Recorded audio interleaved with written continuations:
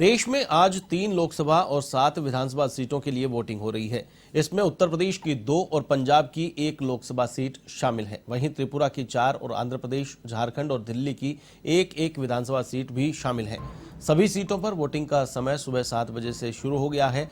वहीं उपचुनाव के नतीजे 26 जून को घोषित किए जाएंगे।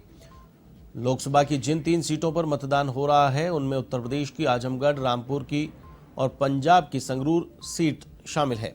वहीं 7 विधानसभा सीटों में दिल्ली की राजेंद्र नगर, झारखंड की मंदार, आंध्र प्रदेश की आत्मकूर और त्रिपुरा की अगरतला टाउन, बोरदोवाली, सूरमा और जुवाराजगढ़ सीट शामिल है। भगवंत मान के मुख्यमंत्री बनने के बाद खाली हुई संगरूर लोकसभा सीट पर आपने गुरमेल सिंह को, कांग्रेस ने दलबीर सिंह गोल्डी और बीजेपी ने केवल ढिल्लो को मैदान में उतारा है।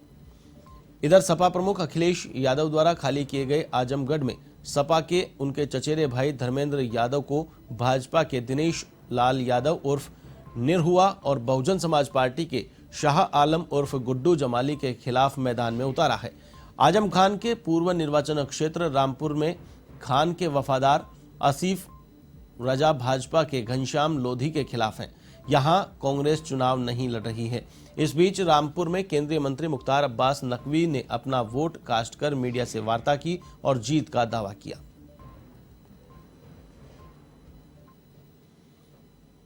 सभी मतदाताओं से अपील है कि चलो के पर्व में, ठीक है, ये कुंभ मेला तो नहीं है लेकिन माघ मेला जरूर है, यानी उपचुनाव है, और इस लोकतंत्र के पर्व में पूरे जुनून और जज्बे के साथ अपने मताधिकार का इस्तेमाल करें। और जो लोकतंत्र है हमारा दुनिया का सबसे बड़ा लोकतंत्र है, और ये लोकतंत्र इसलिए भी महत्वपूर्ण है कि हमारे देश में हर महीने कोई न कोई चुनाव होते हैं, चाहे विधानसभा के हों, लोकसभा के उपचुनाव हों, पंचायतों के चुनाव हों, लोकल बॉडीज़ के चुनाव हों, और हर चुनाव में जनता जिस जुनून और जज्बे के साथ हिस्सेदारी भागीदारी करती है, ये मेरे लोकतंत्र के मजबूत होने का एग्जाम्पल भी है और प्रमाण भी है, और पूरी दुनिया इसीलिए भारत के लोकतंत्र को सलाम करती है। इस खबर पर अधिक अपडेट के लिए मेरे साथ फोन लाइन पर मौजूद है UP state head Amrish Singh. Amrish, क्या कुछ अपडेट है? उपचुनाव के लिए वोटिंग हो रही है, किस प्रकार की व्यवस्थाएं की गई है, किस प्रकार का माहौल देखा जा रहा है? बिल्कुल आशीष, देखिए आजमगढ़ और रामपुर में उपचुनाव है। दोनों ही सीटें जो हैं वो सपा के लिए और भाजपा के लिए, दोनों के लिए अहम है। कहने के लिए तो उपचुनाव है, लेकिन जिस तरीके से दोनों पार्टियों ने एड़ी और चोटी का जोर लगा रखा है, और पिछले दिनों में जिस तरीके से भारतीय जनता पार्टी ने अपने शीर्ष और कद्दावर नेताओं को रामपुर में और आजमगढ़ में भेजा था, और वहां की जनता से अपील की थी कि इन दोनों ही जगह पर जहां पे समाजवादी पार्टी पिछले लंबे समय से काबिज है, वहां पे किस तरीके से सेंधमारी की जाए और वहां पर भारतीय जनता पार्टी की सरकार बनाई जा सके। अगर ताजा अपडेट की बात करें तो आजमगढ़ में सुबह 9 बजे तक 9% मतदान हो चुका है, तो वहीं रामपुर में सुबह 9 बजे तक 8% वोटिंग हुई है। वोट परसेंटेज के मामले में देखा जाए तो ये लगभग जो लगता है कि वही एक औसत जो मतदान है वही जाएगा, लेकिन केशव प्रसाद मौर्य ने अभी से थोड़ी देर पहले ट्वीट किया है और जनता से अपील की कि ज्यादा से ज्यादा संख्या में लोग घरों से निकले और वोट करें। अगर तैयारियों की बात की जाए तो पूरे आजमगढ़ को और रामपुर को पूरे किले में तब्दील कर दिया गया है। कल रात से ही सघन तलाशी अभियान चलाया गया है। एसओजी की, एसटीएफ की जो टीम है वो पूरी तैयारी कर रही है। पुलिस प्रशासन ने घेराबंदी कर रखी थी। वहीं अगर रामपुर की बात करें तो थोड़ी देर पहले अभी से वहां पे वोटिंग चालू हुई है, उसके बाद से ही नजारा जो है वो बदल चुका है, क्योंकि रामपुर में आजम खान जो है उनका किला है और उसको भेजना भारतीय जनता पार्टी के लिए खासा मुश्किल है। लेकिन जिस तरीके से भारतीय जनता पार्टी ने वहां सेंधमारी की कोशिश की है, और आजमगढ़ की बात करें जहां मुलायम सिंह यादव सांसद थे और उसके बाद अखिलेश यादव ने इस बार विधानसभा चुनाव के ठीक पहले वो सीट छोड़ी थी और उनके चचेरे भाई धर्मेंद्र यादव उस सीट से चुनाव लड़ रहे हैं। धर्मेंद्र यादव वो शख्स हैं जो 2009 और 2014 में लगातार बदायूं क्षेत्र से चुनाव लड़े थे, लेकिन 2019 में उनको संघमित्रा मौर्य ने मात दी थी। लेकिन धर्मेंद्र यादव जो उनकी राजनीति पकड़ है बहुत ही बढ़िया है, और 2014 से 19 की बात करें तो ये वो चेहरा थे जिन्होंने लोकसभा में सबसे अधिक प्रश्न पूछे थे भारतीय जनता पार्टी की सरकार से। तो जरूर जनता को पता है कि किसको चुनना है, लेकिन भारतीय जनता पार्टी ने जिस तरीके से 2 दिन पहले मुख्यमंत्री योगी आदित्यनाथ ने वहां पे जनसभा की है और जनसभा में बोला है कि समाजवादी पार्टी ने आजमगढ़ और लोकसभा दोनों ही क्षेत्र में जिस तरीके से जनता ने उनके साथ पिछले लगातार कई वर्षों से वहां पे काबिज होने के बाद भी उस तरीके का विकास नहीं किया है, लेकिन भारतीय जनता पार्टी ने आजमगढ़ को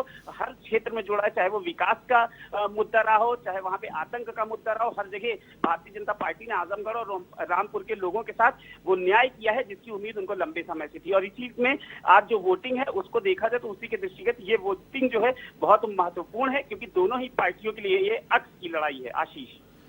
बिल्कुल अमरीश, यहां पर जिस प्रकार से डबल इंजन की सरकार की बात की गई और यूपी की जनता ने जनादेश दिया, यूपी में भाजपा फिर से काबिज हुई, योगी सरकार बनी, तो ऐसे में योगी सरकार के लिए काफी चैलेंजिंग ये दोनों उपचुनाव।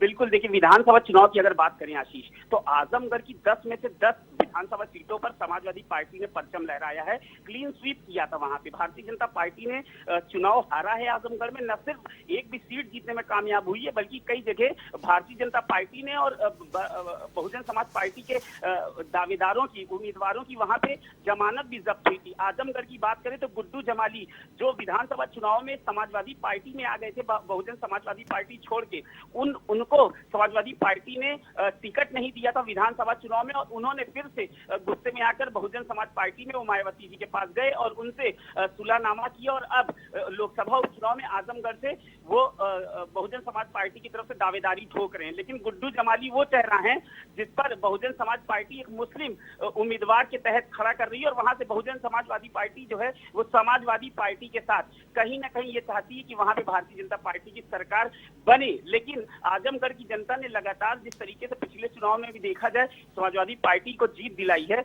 उससे लगता नहीं है कि आजमगढ़ का चुनाव इतना आसान होगा किसी भी पार्टी के लिए। इस बार जो त्रिकोणीय लड़ाई है उसमें किसके हाथ बाजी लगती है ये कहना मुश्किल है। लेकिन अगर रामपुर की बात करें तो लोकसभा चुनाव में आजम खान को जनता ने जिस तरीके से जीत दिलाई थी, अब वहां असीम रजा समाजवादी पार्टी की तरफ से चुनाव लड़ रहे हैं जो कि आजम खान के बहुत ही खास माने जाते हैं और न सिर्फ खास हैं बल्कि ये वो चेहरा है जब आजम खान 27 महीने से अधिक जेल में रहे तो उन्होंने एड़ी चोटी का जोर लगाया और किस तरीके से आखिर समय तक आजम खान के साथ खड़े रहे, उसी का एक नतीजा था कि रामपुर में आजम खान ने जब असीम रजा का नाम घोषित किया तो वहां की जनता से अपील की कि असीम रजा को जिता देना यारों। उनके ये शब्द जो हैं रामपुर की जनता को कितने अंदर तक चुभते हैं या कितना उसको दिल पर लेती है और किसको चुनाव लड़ाती है ये एक देखना अहम होगा। लेकिन भाजपा के घनश्याम लोधी वो भी बड़ा चेहरा और रामपुर में वो भी पूरी तरीके से अपनी ठोक रहे हैं। आशीष जी बिल्कुल, चलिए तमाम जानकारी के लिए बहुत बहुत शुक्रिया। तो ये थे हमारे UP state head Amrish Singh जिन्होंने बताया कि काफी अहम ये चुनाव होने वाला है। हालांकि चुनाव में मतदाताओं का उत्साह नजर आ रहा है। रुक